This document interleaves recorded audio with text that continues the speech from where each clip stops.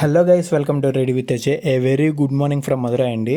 మన all India సిరీస్లో episode 9. So present అయితే మనం రైల్వే స్టేషన్ దగ్గర నుంచి మీనాక్షి అమ్మన్ టెంపుల్కి అయితే వెళ్ళబోతున్నాం అనమాట. ఎందుకంటే మనకైతే ఒక 2 hours టైం అయితే ఉండడం జరిగింది నెక్స్ట్ ప్లేస్కి వెళ్ళడానికి. ఈ 2 అవర్స్లో పాసిబుల్ అయినంత వరకు అయితే చూపించడానికి అయితే ప్రయత్నిస్తాను. సో మనకి రైల్వే స్టేషన్కి జస్ట్ 1 kilometers డిస్టెన్స్లోనే మనకైతే మీనాక్షి అమ్మన్ టెంపుల్ అయితే ఉండడం జరుగుతుంది. సో అందుకని అయితే నేను ఫస్ట్ ఇక్కడికైతే వచ్చేసాను. సో ఇక్కడ నుంచి మనకి ఇంకా ఏమైనా టైం పాసిబుల్ ఉన్నట్లయితే రిమైనింగ్ దగ్గరలో ఉన్న ప్లేసెస్ చూపించడానికి అయితే ప్రయత్నిద్దాము. ఆల్రెడీ నేనైతే ఇక్కడ టెంపుల్ దగ్గర అయితే అడిగేశానండి. సో దర్శనం టైమింగ్స్ అనేది స్పెషల్ టికెట్ తీసుకున్నట్లయితే ఒక 30 minutes నుంచి 1 hour వరకు అయితే తీసుకోవడం జరుగుతుందంట. సో అందుకోసమే నేనైతే టెంపుల్ ప్లాన్ పెట్టుకోవడం జరిగింది. 2 hours రైల్వే స్టేషన్లో వెయిట్ చేయడం కంటే ఇక్కడికి వచ్చేసి ఇది కూడా కవర్ చేసినట్లు ఉంటుందని చెప్పేసి నేనైతే రావడం జరిగింది. సో మనకైతే రైల్వే స్టేషన్కి దగ్గరగా వెస్ట్ గోపురం అయితే దగ్గరగా ఉండడం అయితే జరుగుతుందండి. రైల్వే స్టేషన్ నుంచి లెఫ్ట్కి వెళ్ళేసి మనం స్ట్రైట్గా వచ్చినట్లయితే మనకి టెంపుల్ అనేది కనిపించడం అయితే జరుగుతుంది. ఇదైతే మధుర మీనాక్షి అమ్మన్ టెంపుల్ అండి. సో ఇదే మెయిన్ టెంపుల్. నార్మల్గా అయితే మనం చూసుకున్నట్లయితే తూర్పు గోపురం, రాజు గోపురం అయితే హైట్ అయితే ఉండడం జరుగుతుందండి. కానీ ఈ టెంపుల్కి అయితే దక్షిణ గోపురం అయితే హైట్గా ఉండడం అయితే జరుగుతుంది. సో ఇదైతే 52 మీటర్ల ఎత్తు అయితే ఉండడం జరుగుతుందండి. చూస్తున్నారు కదా, చాలా అంటే చాలా పెద్దగా అనిపిస్తుంది. అండ్ తమిళనాడులో మోస్ట్ ఆఫ్ ది టెంపుల్స్ అన్ని పెయింటింగ్ వర్క్స్ అయితే జరుగుతున్నాయండి గోపురాలకి. సో మనం చేసిన 9 వీడియోస్లో చూసుకున్నట్లయితే మోస్ట్ ఆఫ్ ది టెంపుల్స్ అయితే పెయింటింగ్ వేస్తూ ఉండడం అయితే చూసుకోవచ్చు. అండ్ ఇక్కడ టెంపుల్ బయట అయితే చూసుకోవచ్చు. సో మార్నింగ్ టైంలో రావడం వల్ల 10 అలా, సో ఎక్కువ రష్ అయితే లేదండి. సో ఎర్లీ మార్నింగ్ వచ్చినా లేదా ఆఫ్టర్నూన్ వచ్చినా సరే మనమైతే రష్ అయితే చూసుకోవచ్చు. అండ్ ఇక్కడ ఈ టెంపుల్ కి ఎంట్రన్స్ లో వేసిన పెయింటింగ్స్ అయితే చూపించడానికి అయితే ప్రయత్నం చేస్తున్నా. చూడండి, సో చూస్తున్నారు కదా, ఇక్కడే కొంచెం లోపలికి వెళ్ళగానే మనకైతే శివలింగం అయితే ఒకటి ఉంటుందండి పైన. సో అది చూసినట్లయితే మనం ఏ దిక్కు నుంచి చూసినా కూడా ఒకేలాగైతే కనిపించడం జరుగుతుంది. అండ్ చూస్తున్నారు కదా, టెంపుల్ లోపలికి అయితే చూపించడానికి అయితే ప్రయత్నిస్తున్నాను. సో ముందుగా అయితే మనం టెంపుల్ లోపలికి వెళ్ళేసి బయటకు అయితే వచ్చేయడం జరిగిందండి. దర్శనం అయితే చాలా అంటే చాలా బాగా జరిగింది. అండ్ నాకు 30 minutesలోనే ఆ దర్శనం కూడా అయితే ఫినిష్ చేయడం అయితే జరిగింది. సో ఇంకొక 30 minutes ఉండడం వల్ల నేనైతే టెంపుల్ టూర్ కూడా అయితే చేయడం జరిగిందండి అవుట్ సైడ్ నుంచే. ఎందుకంటే మనకు మొబైల్స్ కానీ ఏ డివైస్ కానీ లోపలికి అయితే అలో లేదు. సో ఇక్కడే మనమైతే మొబైల్ అండ్ చెప్పల్స్ అన్ని డిపాజిట్ చేసేసి లోపలికి అయితే వెళ్ళాలి క్యూలో. సో అది కూడా చూపించడానికి అయితే ప్రయత్నిస్తాను. సో ఒకసారి అయితే టెంపుల్ టూర్ అయితే అవుట్ సైడ్ నుంచి చూపించడానికి అయితే ప్రయత్నిస్తాను. అలాగే ఈ టెంపుల్ హిస్టరీ గురించి అండ్ దగ్గరలో ఉన్న ప్లేసెస్ గురించి అయితే చెప్పడానికి అయితే ప్రయత్నిస్తాను. సో ఎక్కడ మిస్ అవ్వద్దు. జస్ట్ ఇన్ఫర్మేషన్ కోసమైనా సరే ఈ వీడియో అయితే చూడండి. మీకు ఒక ఓవర్ వ్యూ అనేది అయితే రావడం జరుగుతుంది మధురై గురించి. ముందుగా దేవాలయం హిస్టరీ గురించి చూసుకున్నట్టయితే ఇక్కడైతే మీనాక్షి అమ్మవారు పార్వతీదేవి రూపంలోను అండ్ సుందరేశ్వరుడు శివుని రూపంలోనూ ఉండడం అయితే జరుగుతుందండి. ఈ దేవాలయం లోపలే ఈ ఇద్దరు దేవతల విగ్రహాలు అయితే ఉండడం జరుగుతుంది. అంతేకాకుండా మనం వినాయకుడి విగ్రహం కూడా చూసుకోవచ్చు. ఇన్ కేస్ మీరు ఎర్లీ మార్నింగ్ వెళ్ళినట్లయితే ఇక్కడికి ఏనుగుని తీసుకొచ్చి ఇక్కడైతే పూజలు జరిపించడం అయితే జరుగుతుందని కూడా మనం చూసుకోవచ్చు. లాస్ట్ టైం నేను విజిట్ చేసినప్పుడైతే అలాగే జరగడం జరిగింది. ముందుగా మనం మీనాక్షి అమ్మవారి పుట్టుక గురించి చూసుకున్నట్లయితే మలయధ్వజ పాండ్యుడు మరియు కాంచనమాల అనే ఈ దంపతులు అయితే యజ్ఞం చేసి కుమార్తెను అయితే పొందడం జరుగుతుందండి. సో ఈ కుమార్తె పుట్టడంతో 3వ రొమ్ము అనేది అయితే ఉండడం జరుగుతుందండి. సో అప్పుడు ఆమె దేవతల ఆశీర్వాదంతో ఎప్పుడైతే తన భర్తను చూస్తుందో అప్పుడైతే ఆమె రొమ్ము అనేది మాయమైపోతుందని చెప్పేసి శాప విముక్తి నుంచి అయితే పొందడం జరుగుతుంది. సో అలా సుందరేశ్వరిని చూసినప్పుడు ఆ రొమ్ము అనేది కనుమరుగైపోవడంతో సుందరేశ్వరిని వివాహం అయితే చేసుకోవడం జరుగుతుంది. మీనాక్షి అర్థం ఏంటంటే మీ అంటే చేప అండి, అక్షి అంటే కళ్ళు. సో మీనాక్షి అంటే చేప కళ్ళతో పుట్టిన స్త్రీ అనే అర్థము. సో మీరు టెంపుల్లో దేవతను చూడడానికి వెళ్ళినప్పుడు అయితే ఇదైతే గమనించవచ్చు మనం. అంతేకాకుండా ఈ ఆలయానికి అయితే 2500 సంవత్సరాల చరిత్ర అయితే ఉండడం జరుగుతుంది. అంతేకాకుండా ఈ ఆలయానికి అయితే మొత్తం 14 గోపురాలు అయితే ఉండడం జరుగుతుంది. అండ్ 4 మెయిన్ గోపురాలుగా కూడా అయితే మనం చూసుకోవచ్చు. సో వీటిలో మెయిన్ గోపురం వచ్చేసరికి వెస్ట్ గోపురం అండి. అంతేకాకుండా రిమైనింగ్ శివ టెంపుల్స్ లో చూసుకున్నట్లయితే ముందు మనం శివుడు దర్శనం చేసుకుని మిగతా దేవతల దర్శనం అయితే చేసుకుంటాము. బట్ ఇక్కడ మీనాక్షి అమ్మన్ టెంపుల్ అయితే రివర్స్ అండి. సో ముందు అమ్మవారి దర్శనం అయితే చేసుకుని తర్వాత ఆ పరమేశ్వరుడి దర్శనం అయితే చేసుకోవడం జరుగుతుంది.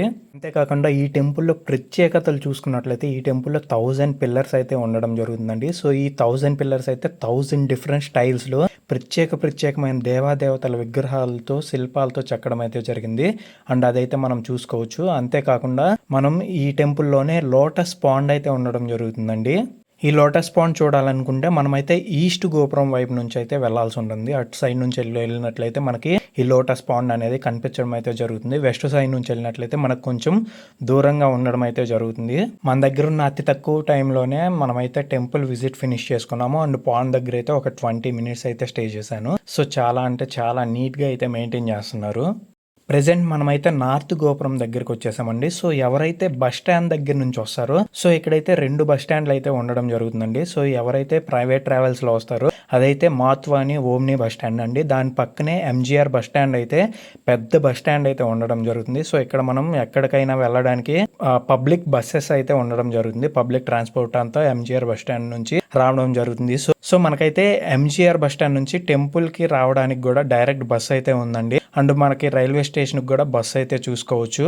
సో బస్ స్టాండ్ నుంచి రైల్వే స్టేషన్కి అయితే జస్ట్ 17 రూపీస్ అయితే ఛార్జ్ చేయడం జరుగుతుంది. సో చూస్తున్నారు కదా, ప్రెసెంట్ అయితే మనం నార్త్ టవర్ దగ్గర అయితే ఉండడం జరిగింది. అండ్ టెంపుల్ దగ్గరికి కూడా ఆల్మోస్ట్ సేమ్ కాస్ట్ అయితే ఉండొచ్చు అని అయితే నేను అనుకుంటున్నాను.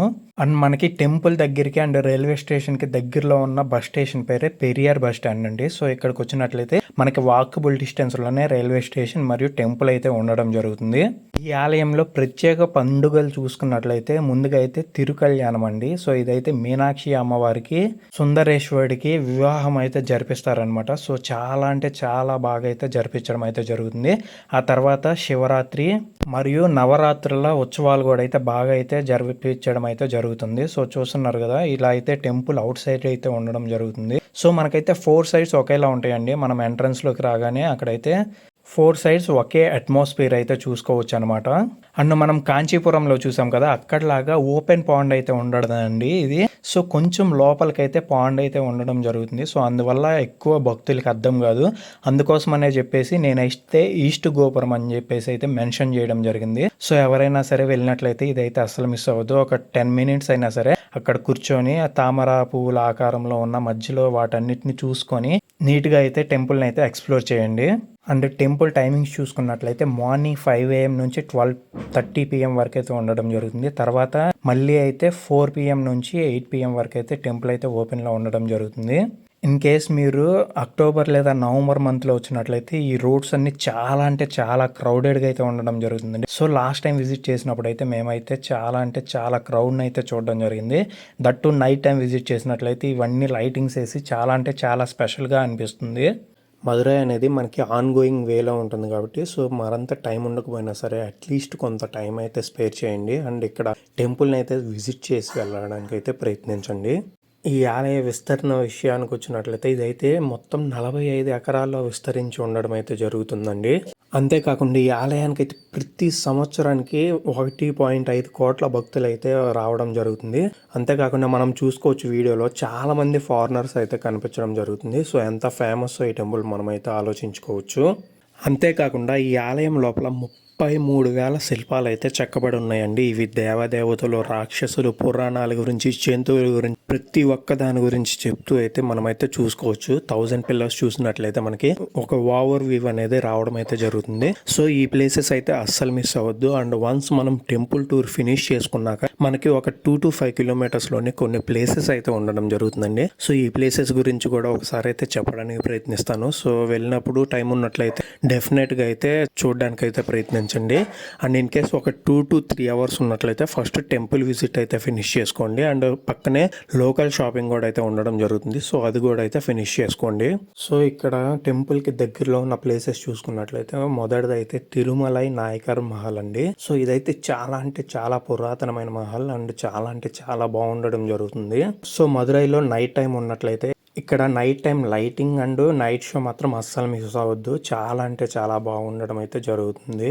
అంతేకాకుండా ఇది టెంపుల్ నుంచి జస్ట్ 1.2 kilometer డిస్టెన్స్లోనే ఉండడం జరుగుతుంది. నెక్స్ట్ వన్ వచ్చేసరికి గాంధీ మెమోరియల్ మ్యూజియం అండి. ఇదైతే మెయిన్ ఏరియా నుంచి 3.5 kilometer డిస్టెన్స్లోనే ఉండడం జరుగుతుంది. ఎవరైతే మహాత్మా గాంధీ యొక్క జీవిత చరిత్ర గురించి మరియు స్వాతంత్ర్య ఉద్యమ చరిత్ర తెలుసుకోవాలంటే ఈ మ్యూజియం అయితే తప్పకుండా వీక్షించండి.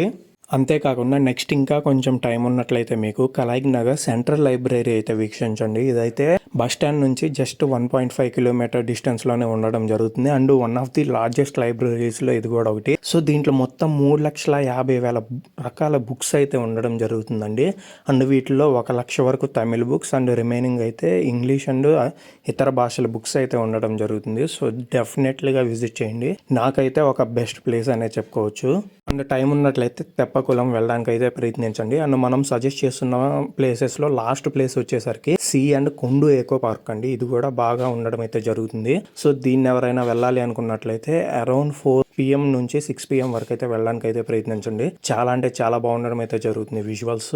అండ్ చిన్నపిల్లల్ని తీసుకెళ్ళినట్లయితే బాగా ఆడుకుంటారు. ఇన్ఫర్మేషన్ వైజ్గా ఐ హోప్ ఈ వీడియో మీ అందరికీ నచ్చిందని అనుకుంటున్నాను. వీడియో నచ్చినట్లయితే లైక్ చేయండి అండ్ మన ఛానల్ అయితే సబ్స్క్రైబ్ చేయండి. నెక్స్ట్ అయితే ఇంకా బెస్ట్ వీడియోస్ రాయిపోతున్నాయి. Thank you for watching.